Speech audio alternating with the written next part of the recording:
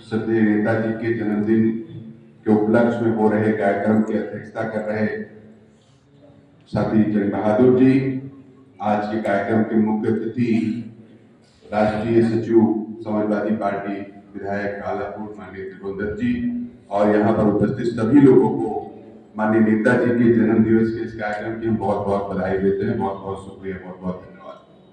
दोस्तों, एक पुरानी कहावत है, जागी रही भावना जैसी पर वो सूरत ने देखी तैसी।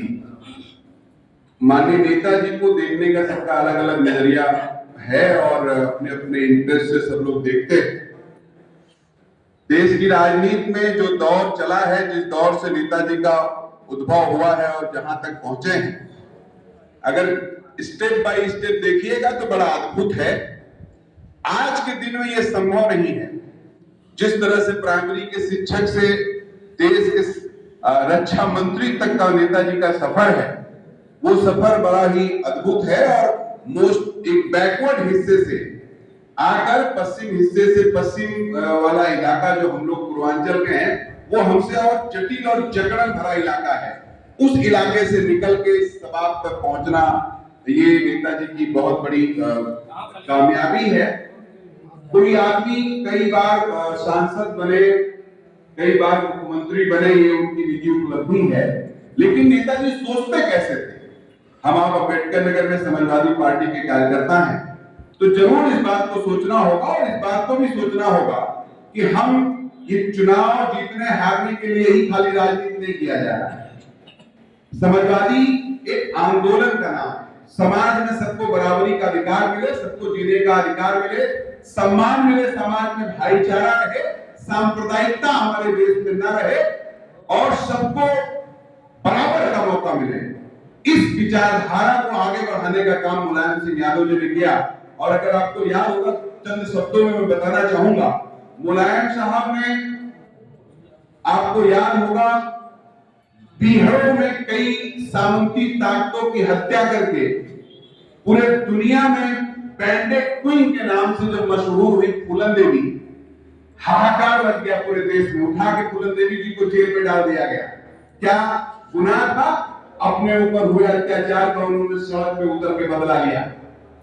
आप जानते हैं समाज की हालत जो है, समाज में महिलाएं अगर बाहर निकलती हैं तो अपना समाज विरोधी 100 तरह की बातें करता है, लेकिन मुलायम सिंह जैसे समाजवादी पार्टी का जिगर वाले नेता, उन्होंने उस समय माननीय फूलन देवी जी को अपनी बेटी कहा, अपनी बेटी कहकर उनके ऊपर से लगे फर्जी मुकदमे वापस किए और उनको जेल से निकाल के पार्लियामेंट तक भेजा। ये समाजवादी विचार, ये विचार है कि कैसे हम सभी परेशान लोगों के कंधे पे हाथ रख के उनको आगे बढ़ाएंगे। अब एक बात और, एक महिला गुलामी गैंग चलाती थी संपत पाल जी, जात पात पे न जाइए। संपत पाल जी बहादुर महिला थी, गुलामी गैंग चलाती थी। पश्चिम में जो लोग फर्जी शराब बनाते थे, गांव में शराब का व्यवहार करते थे, महिलाएं गुलाबी साड़ी पहन के डंडा लेके पहुंच जाती थी और मार डंडा भट्टी गिरा देती थी। खूब हाहाकार मचा, हल्ला मचा, दुनिया ने कहा गुंडई कर रहे हैं। मुलायम सिंह यादव ने कहा नहीं, ये ठीक काम कर रही है महिलाएं। अगर ये समाज महिलाओं के हक की सुरक्षा नहीं कर सकता है, अगर ये समाज महिलाओं को सम्मान नहीं दे सकता है और महिलाएं डंडा लेके निकल गई, तो ये आलोचना नहीं, सम्मान का विषय है। मुलायम सिंह जी ने संपत पाल को लखनऊ बुलाया और उनको विधानसभा का टिकट देकर लड़ाने के लिए। ये थे मुलायम सिंह यादव। मुलायम सिंह यादव जी के समय में ही कार्यकर्ताओं का राजनीति में महत्व समझ में आने लगा। नेताजी के समय अगर कोई कार्यकर्ता लड़ते हुए जेल चला गया तो जान लीजिए उसने विधानसभा का अपना टिकट पक्का करा लिया। ये दौर चल रहा है।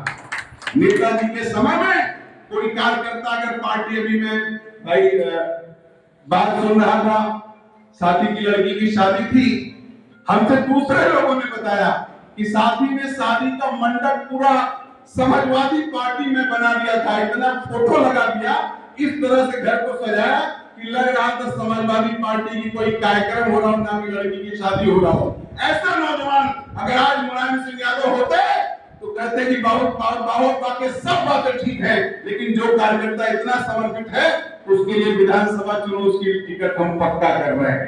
ये मुलायम सिंह यादव ने लड़ने वाले लोगों की एक जमात खड़ी कर दी थी। दुर्भाग्य से अगर आज हम मुलायम सिंह यादव जी का जन्मदिन मना रहे हैं, उन बातों को याद करना होगा, हमारे बड़े नेताओं को भी सोचना होगा। जो कार्यकर्ता पार्टी के लिए लड़ रहा है उसको पार्टी का सम्मान देना होगा, जो अपने कुछ निजी खास स्वार्थ के लिए लड़ रहा है उसके बारे में आपको अलग से सोचना चाहिए। मुलायम सिंह ने राजनीति की नई परिपाटी बना दी थी, राजनीति में दीवारों की एक फाड़ खड़ी कर दी थी, जिसने अभी भाई राघवेंद्र कह रहे थे सांप्रदायिकता का वो रथ अगर लालू जी ने वहां नहीं रोका होता, बिहार के भीतर वो एक पौध के लोग 77 के आंदोलन के निकले हुए, लालू हो, मुलायम हो, नीतीश हो, ये लोग उसी पौध के निकले हुए लोग हैं। इन्होंने तय किया कि हम सांप्रदायिकता का जहर आडवाणी जो मंडल कमीशन के खिलाफ लेके चल रहे थे उसको नहीं चलने देंगे, उसको बिहार से लेकर उत्तर प्रदेश में दफन करेंगे। ये जिगरा चाहिए, ये जिगरा मुलायम जैसे लोगों के पास ही था, लालू यादव जैसे लोगों के पास ही था। आज चीजें उससे और आगे बढ़ गई हैं, आज खतरा और बढ़ गया है। आज खतरा ये हो गया है कि अगर सामने वाला उस विचारधारा का आदमी है जिसकी सरकार चल रही है, अभी विधायक जी बताएंगे किस तरह का आतंक मचा हुआ है।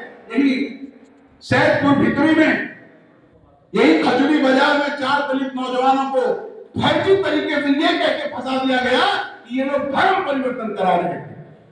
पूरे जिले में एक शब्द उन दलितों के लिए नहीं निकला। आप सोचिए अगर मुलायम सिंह जी होते, उनको इस घटना का पता चलता तो नेताजी कहते इसी सवाल पे पहले उस थाने को घेरा जाए, उस दरोगा, उस कप्तान का इलाज किया जाए जिसने बिना जांच पड़ताल के फर्जी दलित नौजवानों को जेल भेज दिया। परिस्थितियां और खराब हो गई हैं। कल को अगर 3 दिसंबर उत्तर प्रदेश और हिंदुस्तान की राजनीति का टर्निंग पॉइंट है, आप नोट कर लीजिए। 5 राज्यों का चुनाव जो हो रहा है उसमें अगर रिजल्ट भाजपा के खिलाफ आया तो आप जानिए कि हमले और बढ़ेंगे। ये केवल ये कह देने से कि अखिलेश भैया को 24 में प्रधानमंत्री बना दिया जाए और 27 में मुख्यमंत्री बना दिया जाए, ऐसा कुछ होने वाला नहीं है।